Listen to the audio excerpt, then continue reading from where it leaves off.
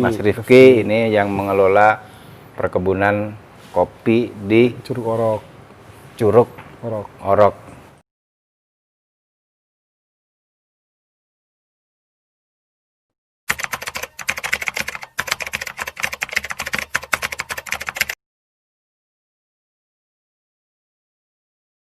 Kita ada 6 varietas. 6 varian. Itu ada Yellow Caturra. Yellow Caturra kita dapat bibitnya langsung dari Brazil. Brazil. Terus yang kedua ada Yellow Bourbon. Yellow Bourbon. Yellow Bourbon kita dapat juga dari Kolombia. Terus ada selain kuning ada rednya juga. Merah. Ya, merah. Red Bourbon sama Red Caturra. Oh, jadi dari Brasil sama mana tadi? Sama Kolombia. Kolombia itu ada merah, ada kuning. Ada merah, ada kuning. Oke, nah, terus ditanam di sini. Ditanam di sini. Yang kuning ditanam di sini entah karena perubahan cuaca atau karena iklim. Jadi ngerubah sendiri jadi orange. Orange. Nah, kita kebetulan ada juga warnanya orange. berubah. Warnanya berubah jadi orange. Nah, yang satu lagi kita punya Geisha. Apa tuh? Geisha itu Panama. Dari Panama ya? Dari Panama. Tapi populasinya nggak banyak. Soalnya dari semua kopi Geisha lah yang paling ribet perawatannya. Ini semua Arabica? Semua Arabica. Semua Arabica. Robusta ada cuman sedikit populasinya. Oke. Itu mana yang paling unggul? Sebenarnya dua-duanya unggul karena dua-duanya itu punya ciri khas masing-masing ya Pak. Kalau Yellow Caturra itu ciri khasnya lebih ke citrus-citrusan rasanya. Jadi yang keluarnya itu asam tapi asam yang baik, bukan asam yang mengganggu lambung.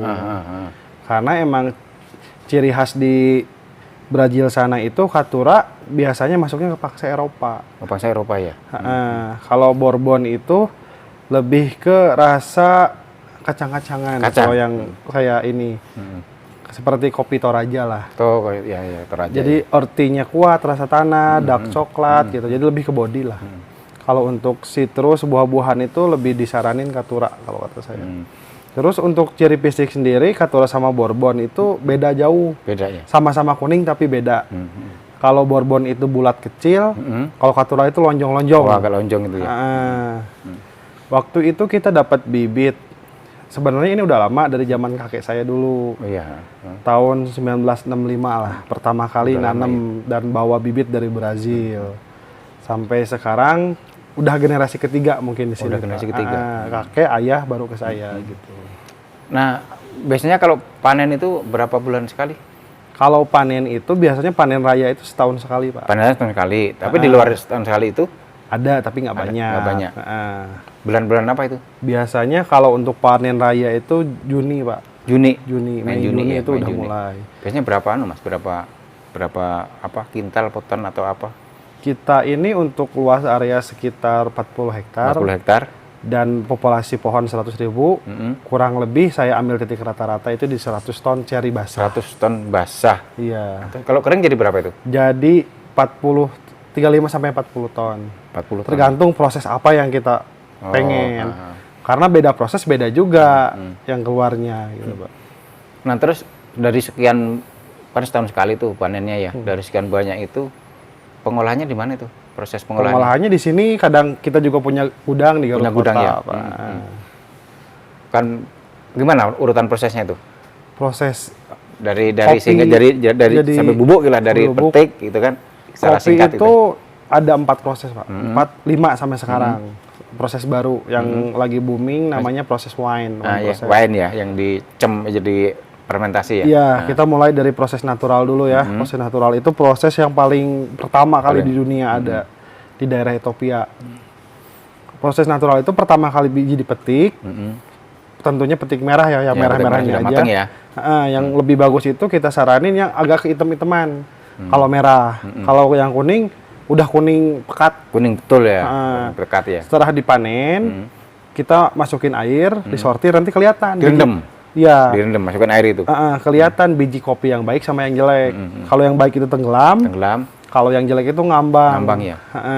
Kita ambilin, nah setelah itu dicuci bersih baru dijemur. Itu masih ada kulitnya itu? Masih ada kulitnya, natural. Nah itu namanya proses natural. Proses paling lama. Oh, paling lama itu ya? Nah kalau misalkan proses yang kedua namanya proses honey proses. Proses itu pertama kali populer di daerah Eropa. Seperti apa itu? Prosesnya itu sama seperti natural. Kita petikin yang bagus-bagus, direndam, dipilihin, disortir ya. Disortir, yang ngambangnya biasa dibuang, terus kita masukin ke mesin.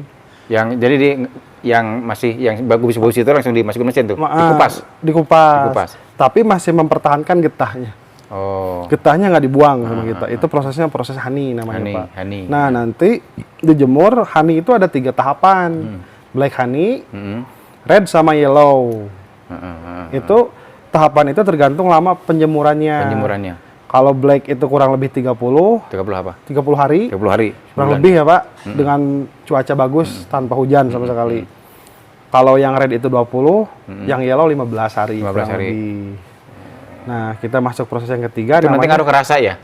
Ngaruh ke rasa. Rasa ya? Ya. Itu dalam rangka menciptakan rasa mungkin ya? Ya, menciptakan rasa. Terus request pasar juga, Pak. Karena pasar itu beda-beda. Yang kita kirim itu, misalkan pasar Asia ya. Kita masuk Chinese, Jepang, terus Korea. Biasanya mereka itu pengen asemnya bagus. Yang lebih asem ya? Jadi yang proses berapa hari itu? Itu ini Pak, proses. Bukan itu? Bukan proses yang 2 itu. Kalau untuk ke daerah Asia. Ada namanya full wash. Mungkin di pencinta kopi, kebanyakan populernya white hull. Nah, full wash biasanya itu kayak proses honey, Pak. Setelah ini kita rendam lagi air. Rendam air sehingga ininya hilang, getahnya hilang. Nanti warnanya jadi putih. Ininya kalau kita sebut di sini berasnya. Gabah, sorry Pak. Gabah kulitnya itu ya. Kalau honey kan masih ada, dia warnanya hitam terus merah kuning, itu tergantung karena ada pigmen ini, Pak. Pigmen getahnya. Kalau pasar Indonesia yang mana yang biasanya banyak? Pak, kalau pasar Indonesia itu orang all in mereka. All in apa aja gitu ya? Apa aja mereka. Jadi lebih banyak yang masih ikut-ikutan itu ya? Karena di kita itu bukan budaya, Pak. Masih tren lah ya. Ya, tren lah. Tren, apalagi sekarang kopi kan lagi menjadi tren banget, nggak ngopi, nggak gaul. Padahal juga nggak juga. Kadang-kadang masih pusing juga minum kopi. Kalau yang Robusta kan pahit. Iya. Iya. Terus Mas Rifki dari berapa ton tadi sekali panen itu? 100 ton. 100 ton basah ya? Basah. Itu lebih banyak dijual kemana tuh? Kita pecah ke beberapa negara, Pak. Yang paling banyak? Ke Eropa, Timur Tengah, sama Asia. Timur Tengah, Eropa. Itu bentuk apa tuh ke sana? Kadang green bean, ada juga roast bean. Roast bean itu biji kopi yang sudah selesai sangrai, tapi belum bubuk. Belum dibikin tepung ya, belum di apa namanya? Di grinder. Grinder ya, belum ya? Belum. Itu udah digoreng, udah digoreng. Kalau goreng apa? Roasting. Di roasting. Iya. Jadi roasting. Tapi mereka tinggal gelus aja nanti kan biasanya kan. Terus kalau mana lagi? Ke Timur Tengah, Eropa sama Asia. Sama ya, berarti udah masih utuhan gitu ya? Iya, tergantung request ke pasar juga, Pak. Kita fleksibel aja ngikutin pasar, pengennya green bean atau roast bean atau bubuk gitu. Diikutin. Kalau ke lokal juga jual juga? Lokal jual juga, Pak. Itu biasanya apa? Biasanya, tergantung request pasar juga. Kebanyakan, tapi untuk sekarang bubuk. Bubuk ya, yang sudah tinggal seduh ya? Karena kita end user. End user ya? B2C langsung gitu. Jarang B2B. Kalau keluar kan B2B, Pak, kebanyakan. Dari 100 ton itu, duitnya berapa itu? Ya kurang lebih lah ya, Pak. Kurang lebih.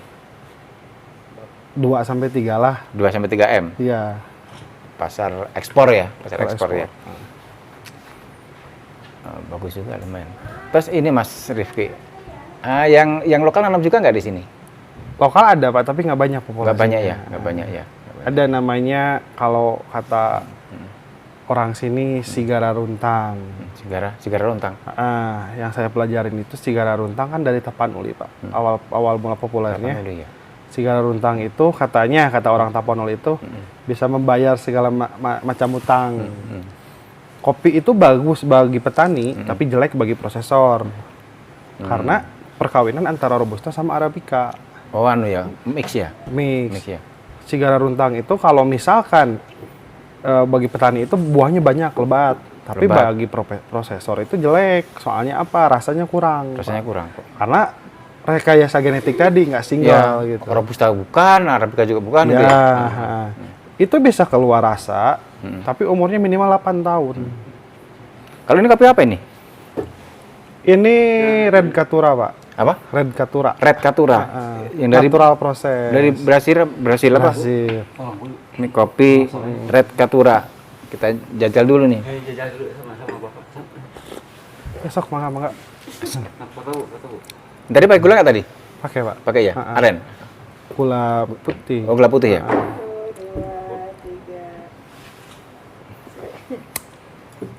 Asamnya berasa Pak kalau apa namanya Arabica emang asam.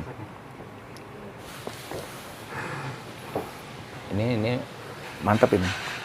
Kita mau lihat ke itunya, ke kebunnya. Boleh, mangga. Kita